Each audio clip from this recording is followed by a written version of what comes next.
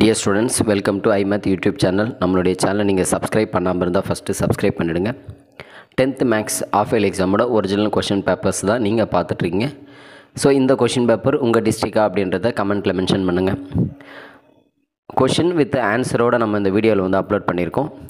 மறக்காமல் நம்மளுடைய சேனலை சப்ஸ்கிரைப் பண்ணிங்கன்னா இதே மாதிரி ஒவ்வொரு டிஸ்ட்ரிக்கும் கொஷின் பேப்பர் வித் ஆன்சரோடு நம்ம சேனலில் வந்து அப்லோட் பண்ணிகிட்ருக்கோம்.